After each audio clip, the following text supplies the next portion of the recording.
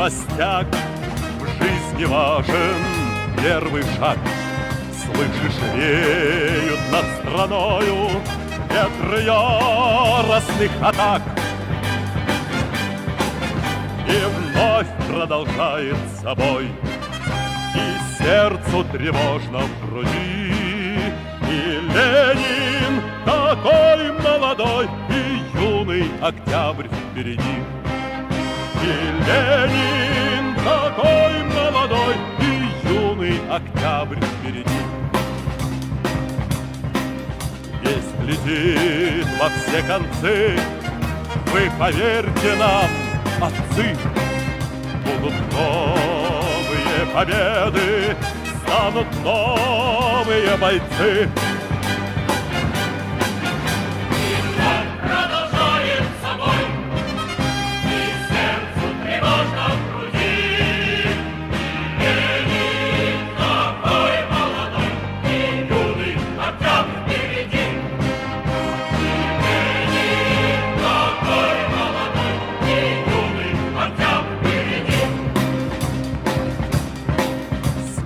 Милости не жди, жизнь для правды не щади. Нам, ребята, в этой жизни только с правдой по пути. И вновь продолжает собой, и сердце тревожно в груди. И Ленин такой молодой, и юный октябрь впереди.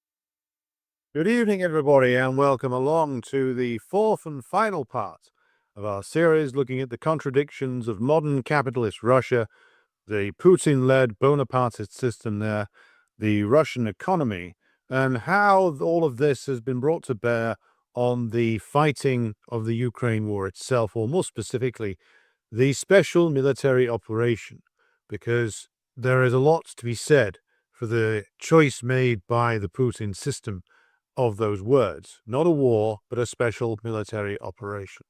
Now, we're going to see in this episode why that term was chosen and the very real constraints that it has placed on the Russian ability to actually fight and, crucially, end the war.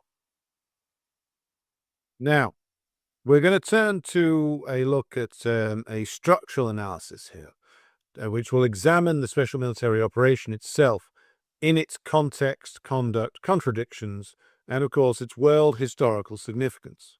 First of all, we must deal with the fact that this war did not begin in February of 2022, but in fact 8 years before. It was an 8-year prelude to this. Now, the immediate origins of the 2022 SMO, as we will refer to it as, must be traced to the deliberate failure of diplomatic efforts to address Russian security concerns following the NATO expansion and the militarization and vassalization by the United States of Ukraine. On December 17, 2021, as we have covered before on this channel, the Russian government submitted draft treaties to NATO and the United States demanding several immediate concerns that needed to be addressed. One, that there must be no further NATO expansion and a specific ban must be put in place on Ukrainian membership. Two, that no NATO forces or weapons must be permitted in countries that joined after May 1997. 3, a ban on intermediate-range missiles in Europe. 4, no NATO military activity in Ukraine, Eastern Europe, the Caucasus, or Central Asia. And 5, written, legally binding guarantees, making sure that all of the above was codified. Now, the US and NATO response, which was delivered on January the 26th, 2022, rejected all the primary demands while offering minimal negotiations on secondary issues, including reciprocal transparency measures, limits on military exercises, the potential revival of the Intermediate Nuclear Forces Treaty, and confirmation that the Aegis ashore sites do not contain offensive missiles. This refusal to provide binding guarantees on NATO expansion or Ukrainian membership was correctly interpreted by the Russian government as confirmation that diplomatic means could not address core Russian security concerns. The diplomatic failure, and it was a deliberate failure, of course, as confirmed by François Hollande and Angela Merkel, must be understood in the context of 3 decades of NATO expansion that brought the NATO alliance to Russia's borders. From 16 members in 1991, NATO expanded to 32 countries by 2024, including all of the former Warsaw Pact nations and 3 former Soviet republics. That would be the Baltic Chihuahuas. The 2008 Bucharest Summit declaration at NATO welcomes Ukraine's and Georgia's Euro-Atlantic aspirations for membership in NATO, was, of course, one of the starting points of this. Now, in the years that followed the 2014 Maidan coup and the outbreak of the war triggered by the uprising in Donbass, Ukraine underwent a substantial military transformation with NATO assistance. U.S. military aid to Ukraine in the 8 years prior to the beginning of the special military operation exceeded $265 million under Operation Fearless Guardian in 2015, which saw 300 soldiers from the 173rd Airborne Brigade provide training at Yavoriv International Peacekeeping and Security Center. NATO established trust funds for Ukrainian military modernization in September 2014 and agreed on a comprehensive assistance package in July of 2016. By 2022, Ukraine's military had grown from approximately 130,000 active personnel in 2014 to over 250,000 with extensive NATO standard training, transition to NATO-compatible equipment, and combat experience, of course, in the Donbass War. The delivery of Javelin anti-tank missiles, Stinger anti-aircraft missiles, counter-artillery radars, and other advanced weaponry significantly enhanced Ukrainian capabilities. The 8-year war in Donbass produced over 14,000 deaths, including 2,704 civilian casualties. Between 2014 and 2021, according to the data provided by Action on Armed Violence. The Minsk agreements, signed in 2014 and 2015 to establish a ceasefire and a political settlement, were never implemented and were never meant to be implemented. The former Ukrainian president, Petro Poroshenko, admitted in 2022 that Ukraine signed the Minsk agreement primarily to buy time. As we've already stated, his quote is infamous, so we'll say it again. He said the following: "Our task was first to avert the threat or at least delay the war, to get 8 years to restore economic growth and build the strength of the armed forces. It was achieved." And we've had the confirmation since then by Angela Merkel and François Hollande that the Minsk process was basically about making sure that the Maidan regime survived when it could have been crushed by a decisive military defeat in those early years. Now, there were persistent rumors, I think pretty credible rumors, that the Russians were already involved in some ways in assisting the Donbass rebellion. It has been noted by commentators who are very knowledgeable on these matters, such as Jacques Beau, who was a former colonel in Swiss military intelligence who worked in NATO for a while, and in fact worked with a NATO mission in Ukraine, I believe. It was noted by him that the Ukrainian side could have badly lost the war by 2015, and needed essentially to get out of the military trap they found themselves in. It was at that point that, of course, Angela Merkel flew to Moscow to essentially play for time. And Angela Merkel, and on some level, did understand that she was playing with something of a strong hand as she appealed to Putin directly and had a one-on-one meeting with him. Because, of course, what Merkel had done with the signing of the agreements over the construction of Nord Stream and Nord Stream 2, for all the chagrin that it incurred from the Americans, was something that was quite clever, which is that it further bound, as we covered in the previous episode, further bound Russia to Germany as a site of raw resource extraction and strengthened the hand of compradors in Russia who didn't really give a fuck about Donbass and, in all honesty, didn't really give a fuck about Crimea. They just wanted to carry on selling gas and oil to the West and didn't really want to see anything interrupt that. And those people, as we covered in this series, have a strong political representation within the Russian hierarchy. So when Merkel goes to Putin in 2015 and essentially says, look, you've got to agree to let this Ukrainian regime off the hook by pressuring the Donbass republics to agree to a ceasefire and then this Minsk agreement, essentially what she was doing was playing on the contradictions that she, as a fairly effective bourgeois politician, knew existed. She knew very well the power that the comprador element had in Russia, and she knew very well what Putin's personal prejudices are, which are constantly towards rapprochement and integration to the West. And she was able to play on all of that to get the Minsk agreement. So let's be absolutely clear. The Ukraine war probably could have been brought to an end in 2015. The Ukrainian regime and its armed forces at that time were in a pretty dire state. The NATO training and equipment program had been agreed, but it hadn't really kicked in yet. And had the Ukrainian side been led to a decisive defeat in 2015, then it is certainly possible that the Maidan regime could have become destabilized and maybe even collapsed. Who saved it? Well, Merkel saved it, Hollande saved it, but also Putin saved it. And it is important to be honest about this. Putin saved it because he, as Russian president, valued more than anything else, more than the lives of the people in Donbass, more than the great Russian nation, which he's always babbling on about in his speeches, more than anything else, he valued at that stage the relationship with Germany in particular as a provider of raw resources to Germany. That's what he was valuing then. Let's be absolutely crystal clear about it. So, the 8-year delay did provide NATO with the means to upgrade significantly the Ukrainian armed forces till the point of into 2021 and early 2022, they were ready to make a decisive move. And again, Jacques Beau does confirm this via in his books on the war.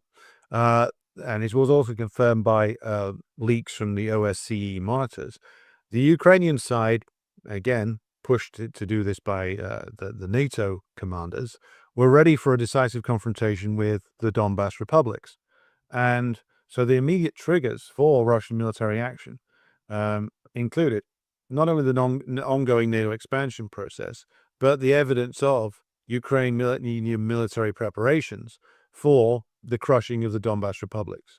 So the Russian government seems to have concluded an internal debate with the correct conclusion that the that Ukraine was being prepared for an offensive to regain control of Donbass by force, and that NATO's open door policy would eventually result in Ukrainian membership and deployment of NATO forces and weapon systems to Russia's border.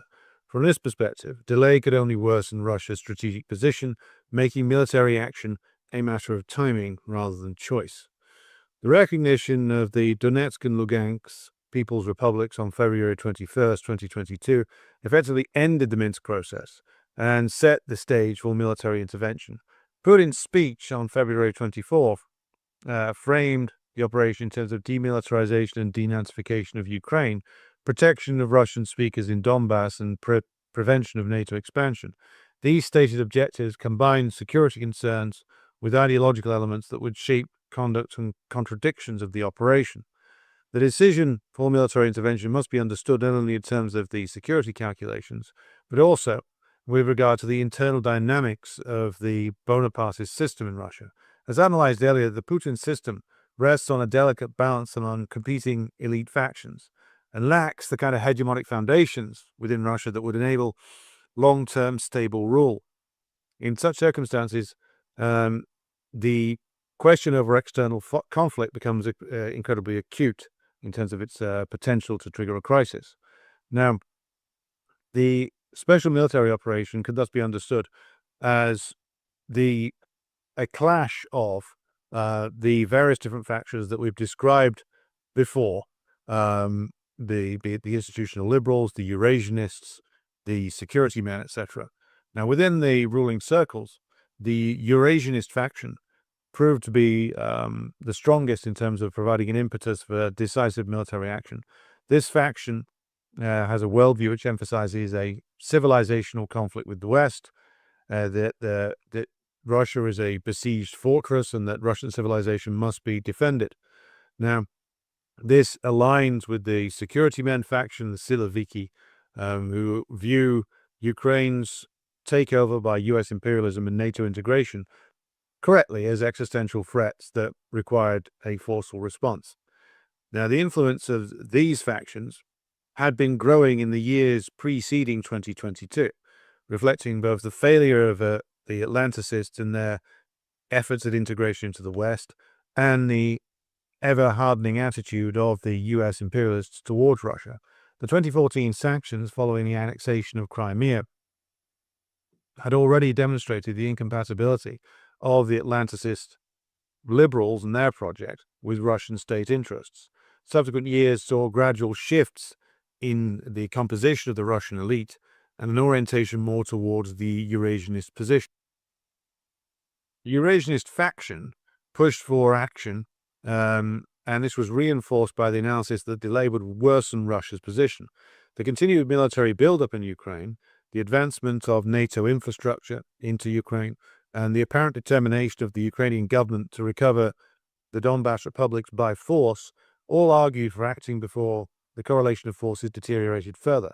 From this perspective, the operation represented preventative action to secure Russian interests before they became unattainable. The Russian leadership appears to have made a slight miscalculation, though. They pulled together a disposition of forces that was not enough to actually win a decisive victory. Now, I say not enough because what the whole operation was designed to do was to make rapid movement towards Kiev, Kharkov, Kherson, and Mariupol. And they expected that they could overwhelm Ukrainian forces quite quickly, and that then there would be a negotiation. That was the whole disposition of forces here. It was set up to do that. It was not set up to deliver a shattering blow that would cripple the Kiev regime militarily speaking. Remember, the Russians only deployed less than 200,000 men in this period. And a lot of that was the Donbass militias who had been fighting continuously for 8 years, who have various strengths, but also a lot of weaknesses. So a lot of the fighting was still being done by units of the Donbass militia, and you got Russian forces moving in to bolster them. But this was by no means a gigantic, the phrase you see in the West is a full-scale invasion That's always the term you see in like bourgeois commentary in Britain and the United States. But it wasn't. It just simply wasn't. It was a very limited, and again, the answer is in the title, special military operation. I mean, you can't take a country the size of Ukraine with 200,000 men. It just isn't possible. So it wasn't a full-scale invasion. It wasn't using the full strength of the Russian military, and it was designed to be over quickly. That's the crucial thing. It was the intelligence that the Russians clearly had was that there would be a quick series of victories, which they did achieve in the initial few days, would compel Zelensky and his regime to negotiate a settlement. And this was, of course, a miscalculation, because what the Russians had failed to reckon with was the determination of the US imperialists, the British imperialists, and the French and Germans to make this their chance to deliver a decisive defeat to Russia, again, to destabilize and destroy the Putin system, and either be able to reimpose comprador rule via a new version of Yeltsin, though presumably one that's slightly less publicly drunken, and in their view, dismantle a potential threat or a potential barrier to their hegemony over the areas of the former Soviet Union. This was their plan. So their plan was to use Ukraine as this outsourced army that would then, Ukrainians would do the fighting and the dying. And the plan they rapidly developed, that is the Biden administration, the Johnson government in Britain, Macron and Schultz in France and Germany, the plan they developed was that they would supply Ukraine with all of the military hardware and perhaps the most valuable thing that the NATO side supplied, which is they put the entire NATO intelligence apparatus, particularly that of the United States, at the disposal of, and in fact largely running, the Ukrainian military operation. NATO officers took direct charge of planning Ukrainian operations. And the real-time intelligence that they provided the Ukrainian side proved to be perhaps the most valuable thing of all, just as the real-time intelligence that the Chinese are providing to the Iranians is incredibly valuable today.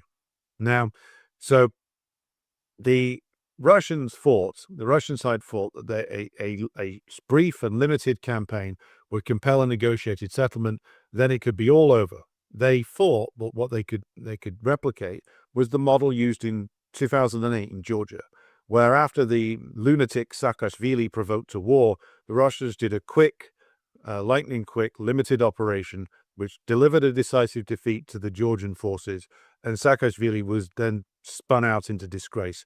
The US was bogged down in Iraq and Afghanistan and couldn't intervene decisively, and ultimately there was a compromise brokered by, at the time, Nicolas Sarkozy. Now, what the Russians underestimated, because they apparently hadn't been paying attention to the state of the West, was that the West was more desperate in 2022 than they were in 2008.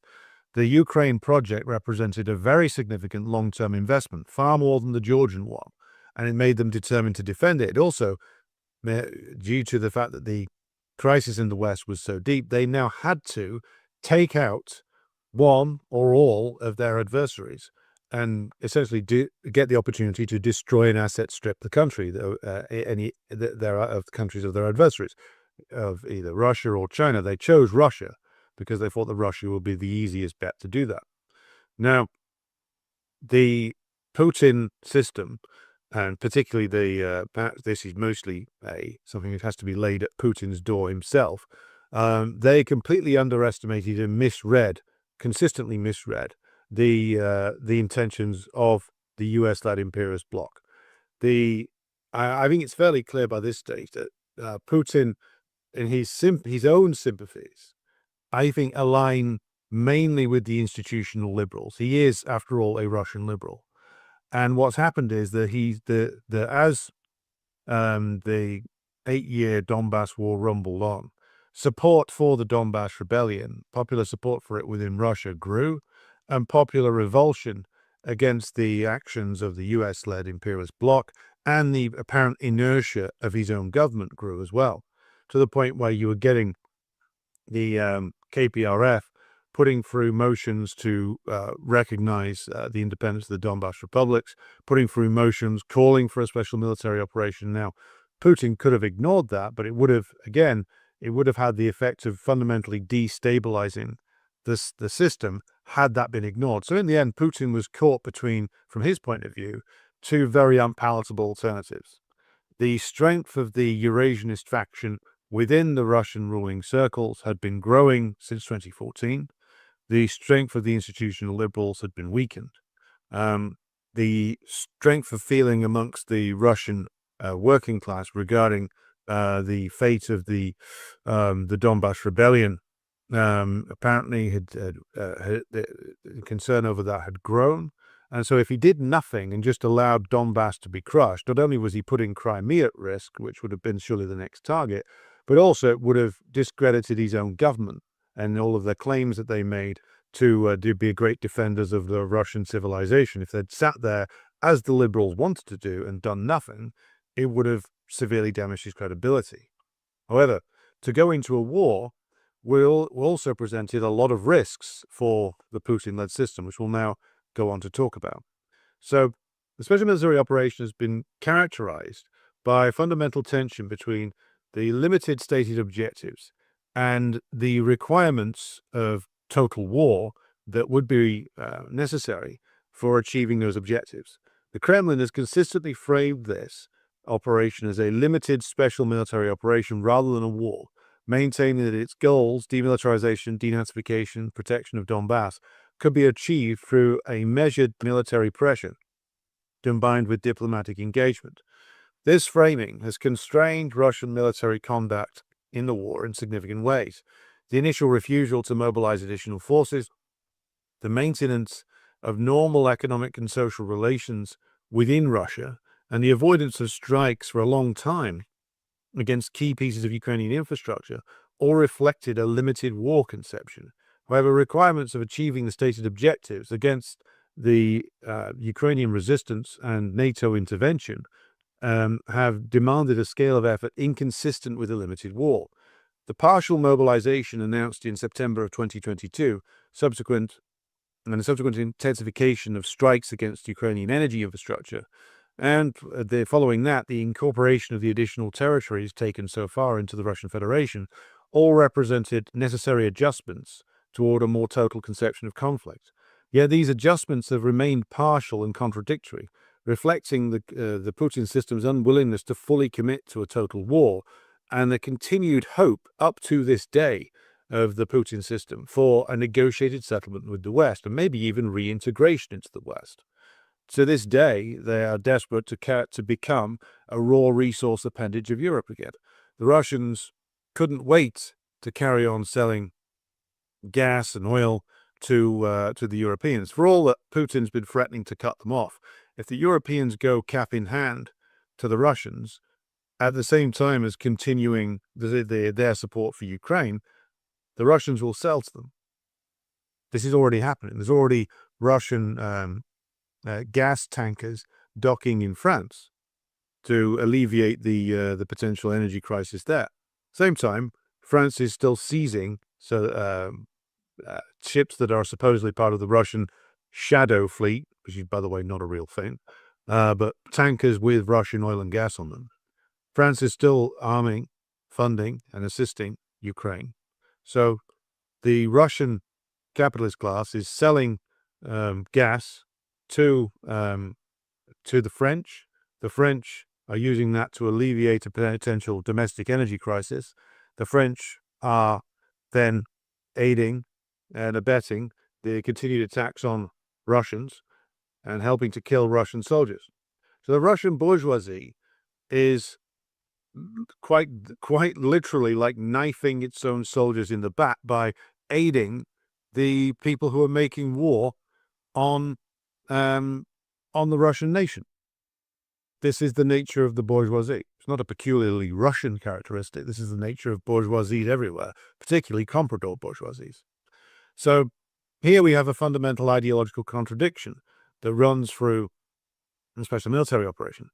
The rhetoric of denazification in Ukraine is incompatible with the actual class interests and objectives that motivate the policy of the Russian government. The characterization of the Ukrainian government as a fascist regime, and undoubtedly it meets that description, but it serves important legitimating functions for the Putin system by tapping into the historical memory of the Great Patriotic War and framing the operation as a continuation of the anti-fascist struggle. However, this framing in actual fact obscures more than it illuminates. The Ukrainian government, whatever its relationship with the fascists, who undoubtedly play an important role, represents the interests of the Ukrainian comprador bourgeoisie, and it represents more than anything else its controllers in principally London, Paris, Berlin, and Washington. The fascists have played a role within that, but they are servants. They're not in charge. They're boot boys, they're triggermen, they're thugs, yes, but they are servants of Britain, United States, France, and Germany. That's who they work for. So it is an important distinction to make here. The fascists, the struggle against German fascism, for all that German fascism and Hitlerism was a project that was invested in by the Anglo-American bourgeoisie, was, of course, at the very least, a German ruling class project. The German ruling class themselves were behind that war. Now, the war against the Ukrainians, the war against the Ukrainian state, or should we say the special military operation, is a war where the Ukrainians are doing the fighting and the dying, but the power behind it sits in principally London and Washington, D.C., with Paris and Berlin playing a role as well. So it's a false narrative that the Russian state is putting forward, because they characterize this as a struggle against Ukraine. Yes, Ukrainians are the ones doing the fighting and the dying, but they wouldn't last 2 days. Or maybe they'd last 2 days, wouldn't last a week without all the support from the European countries and the United States. So, more fundamentally, the Russian system's own character as a Bonapartist capitalist state makes its anti-fascist rhetoric problematic, to say the least. Now, the Putin system has cultivated alliances with ultra-right-wing parties and movements across Europe, including back in the day, they were trying to cultivate a relationship with Nigel Farage's gang over here. Now, its domestic policies include suppression of working class resistance, the locking up of communists, both from the ranks of the KPRF and non-KPRF communists, those who are judged to go too far in their advocacy for the interests of the Russian working class. The promotion of the Russian orthodoxy, including like a reactionary neo-Tsarist view of the world promoted by the Russian Orthodox Church hierarchy, and the attempts to find common ground with reactionary right-wing populist forces, including Trumpism, including MAGA. When Trump was elected, the hierarchy of the Russian government, including Medvedev, were desperate to get Trump on their side, or desperate to get onto Trump's side, good side, shall we say. Of course, the structural contradictions within the American system made any attempt at that impossible. Now, so the idea that they're fighting an anti-fascist struggle is, quite frankly, laughable. Now, let's draw a distinction. For many working class Russians who volunteered to go and fight in the special military operation, that will be their motivation. In fact, you see, if you follow Russian Telegram channels, an awful lot of guys with like Soviet badges on, holding the victory banner, clearly aligning themselves with the historical memory of the Great Patriotic War, and more broadly with the Soviet Union as a country. So for a lot of the people fighting on the Russian side, that is a genuine motivation.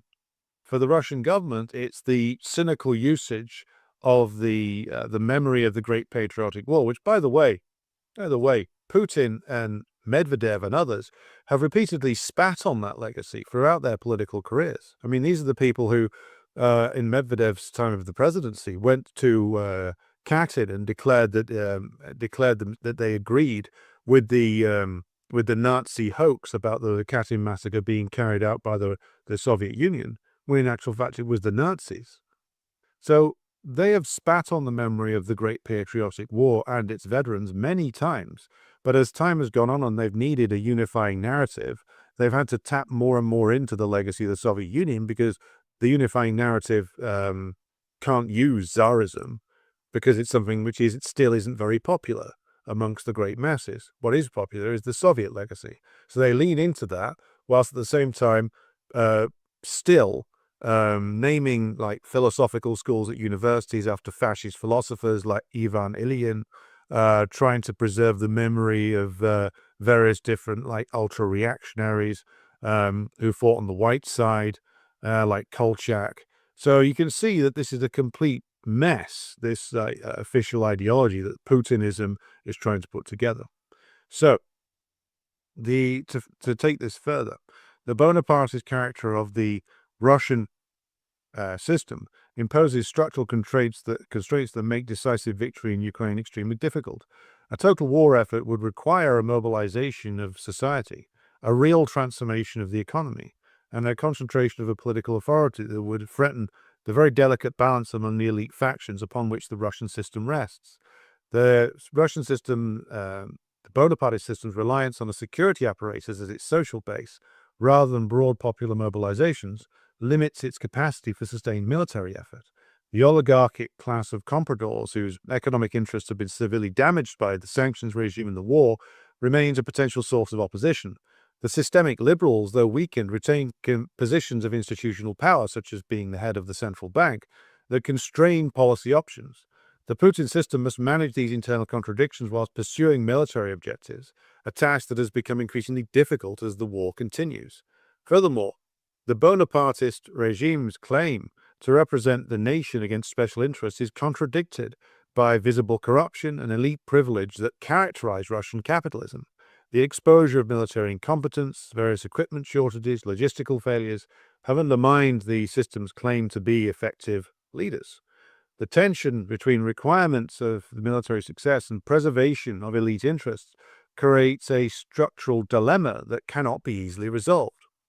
So now we'll move to our final point, which is why the war has lasted 4 years. Why hasn't there been a decisive resolution? First point, the NATO proxy war strategy. The United States and its allies have thrown an almost unlimited military and economic support behind Ukraine since 2024. They've provided various different weapon systems, most of which have been counteracted by Russian moves to learn about their limitations and exploit them. This has gone beyond material aid to include, as we covered previously, real-time intelligence sharing, targeting assistance, logistics and supply chain support, and maintenance of Western weapon systems. Incidentally, one of the things that the Russians still haven't really done with regard to Western military support, it happens periodically, is that all of this Western military support's got to come in somehow. It comes in either via train or via road. Some of it comes in via plane. And it is often the case that whereas you periodically the Russians will strike like a supply train as it comes towards the combat zone in Donbass. But often these supplies are able to come in via road from Poland or from Romania, or and make their way to Kiev and then to the front line. Now, this isn't exactly a secret. If you look at like various different, again, Russian Telegram channels, you can see that they're constantly monitoring and constantly picking up pictures of like tanks and heavy vehicles on trains moving through NATO countries and coming into Ukraine. What's been consistently the case is that whereas the Russians will target things when they come into the Donbass zone, they are still very shy of targeting NATO equipment as it comes into Ukraine itself. Sometimes it will happen they'll hit something if it's particularly like a high-grade weapon system or something, or if it's too obvious to ignore. But a lot of the time, they just let it come in and then they will blow it up when it gets to the battlefield. But It's been a consistent question raised by critics of the Russian government as to why aren't they more aggressively cutting off the NATO supply system? It could be done without bombing NATO countries, or at least they could severely damage the ability of NATO to bring in equipment. But that's, again, a limitation placed on the operation by not a military reality, but a political reality, which is that they are trying desperately to manage this war in such a way as to leave themselves a way back into the Western Bloc again. That's what they're after. Now, so the Ukrainian military has become like a NATO standard military, but more than that, it's also pioneered certain things, such as got very good at drone warfare. But overwhelmingly, what's happened is Ukraine has become like the outsourced army for the entire NATO bloc. So they've put everything that they can possibly find into supporting the Ukrainian military. And this, of course, has meant that any drive to end the war decisively becomes more and more costly as time's gone on.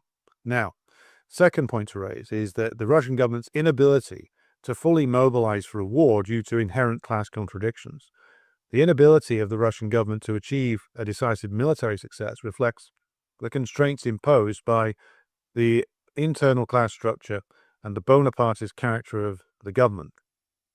A total mobilization for victory would require sacrifices from all classes and subordination of elite interests to national objectives, requirements that the Putin system has been unable or unwilling to impose, for all Putin's talk of doing that.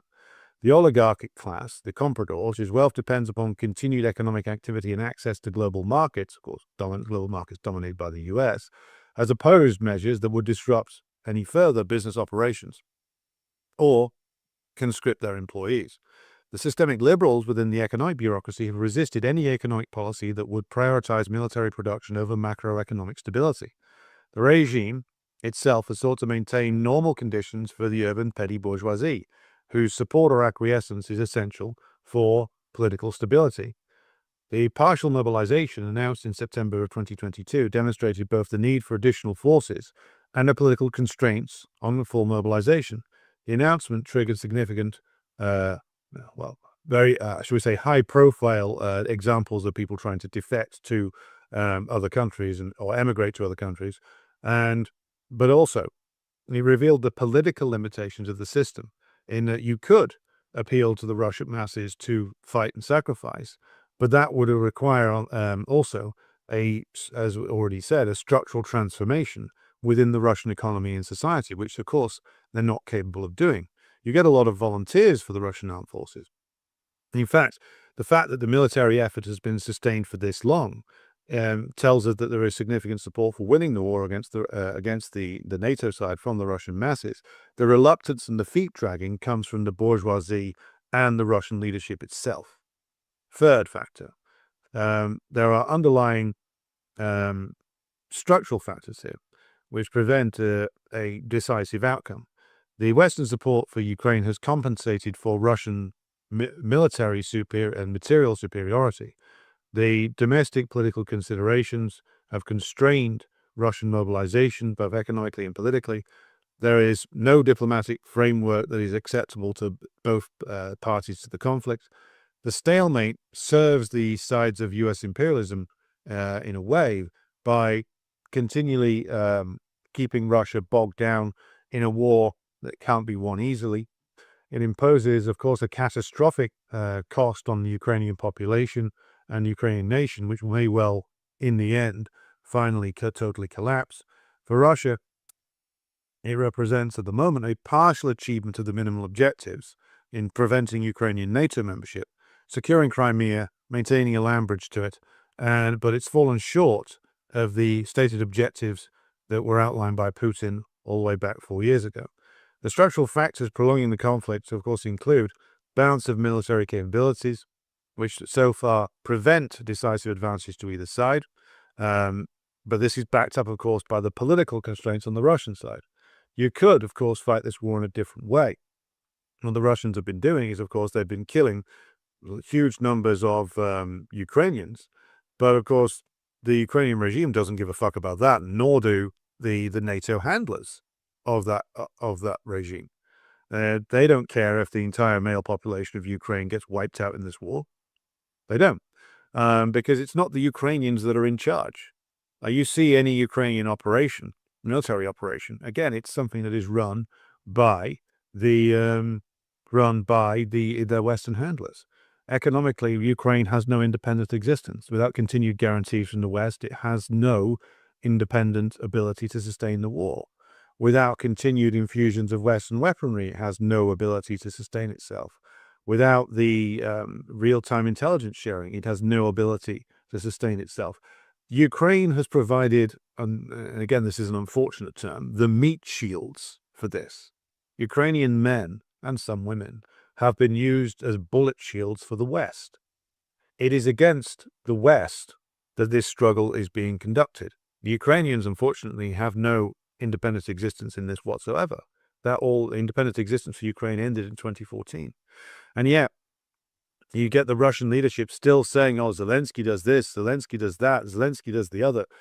Zelensky's not in charge of jack shit. He's an actor. He's an actor. He's run by his handlers in US, British, French, and German intelligence services who essentially compete to see who's the most in charge of the Ukrainian operation. The Ukrainian military operations are designed by NATO officers. General Syrskyi isn't in charge of anything. His job is to do what he's told. And the major operations are all designed by British, American, French, and German officers. That's why so many of them are shit and have cost so many lives. So the Russians are not fighting Ukraine as an entity because Ukraine as an entity almost doesn't exist anymore. It has been entirely puppeted by the US-led imperialist bloc. It is against them that Russia's struggle is fought against. But again, the contradiction arises, which is that you can see from the actions of like the Russian bourgeoisie that they are desperate to be reintegrated into that system, which has not only killed hundreds of thousands of Russian soldiers by this stage. In fact, it seems to be the casualty level of Russians is around about 200,000. Ukraine, it's well over 1 million. So even after all of that, even after all that sacrifice and all that death, and all of the heroism displayed by Russian soldiers, the Russian bourgeoisie still wants to cut a deal and continue their profitable relationship with the West. That's the nature of the Russian ruling class. So we have here, of course, the massive contradiction that is in play here. The Russian bourgeoisie has been compelled into a fight against the U.S. imperialists. They've been compelled to do so because the U.S. imperialists just simply would never allow them to be anything other than just the most cringing kind of vassal. Anything more than that is unacceptable to U.S. imperialism. But they've been compelled into a fight in which they themselves cannot and will not mobilize all the resources necessary, economic and political, in order to decisively win that fight. So we'll now conclude by talking about the world historical implications of what is going on here with the Ukraine war. So the special military operation and the Western response to it must be situated within a broader crisis of U.S. hegemony and structural transformation of the world system. Immanuel Wallerstein's analysis of hegemonic cycles identifies the United States as the third hegemonic power in modern world system history, following the Dutch in the 17th century and the British in the 19th century. Wallerstein described U.S. hegemony as the most extensive and total exercise of hegemony in the history of the world system. And of course, because it is the most extensive, its collapse will be potentially the most devastating. The 2022 special military operation, which lasts to this day, represents a significant moment in this hegemonic transition. Comprehensive sanctions, freezing central bank reserves, swift exclusion, asset seizures demonstrated coercive capabilities that hegemonic power and its allies can deploy. However, incomplete effectiveness of these sanctions, continued Russian economic functioning, and refusal of major non-Western powers to join the sanctions regime have also revealed the limits of Western coercive power. The weaponization of the dollar and international financial system against major powers has accelerated efforts by non-Western countries to develop alternative payment systems, currency arrangements, and economic institutions.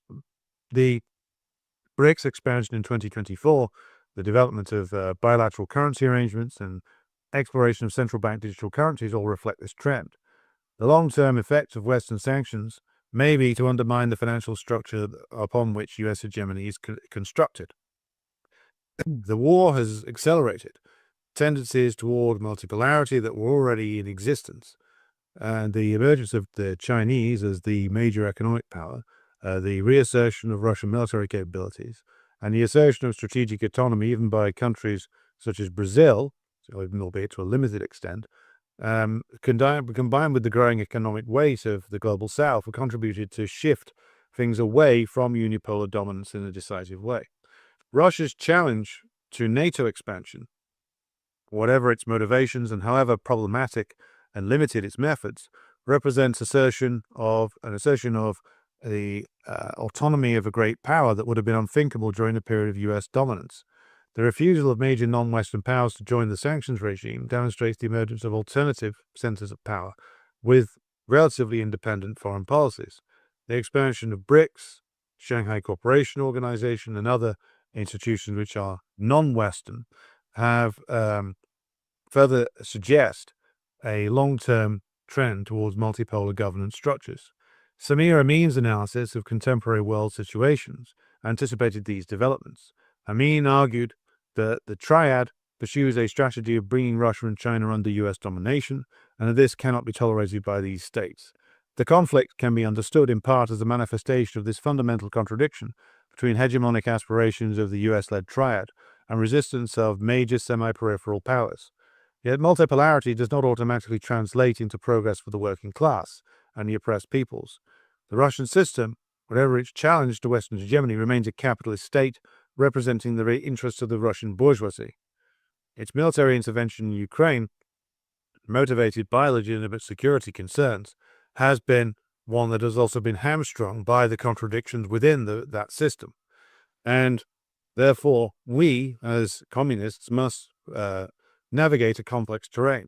We must oppose Western imperialism and its mechanisms of domination as a priority, whilst we must not fool ourselves about the nature of the capitalist state such as the Russian one, and not get involved in, shall we say, making excuses for it, pretending that it's the revival of the Soviet Union when it is not, and always be absolutely clear in our analysis that the Russian state, despite being now engaged in a war against imperialism, is still limited by its capitalist nature and the strength of its bourgeoisie, which remains an inherently comparable one, for all that it now engages in sort of displays of neo-Tsarism and various other ridiculous pieces of revivalism from the past.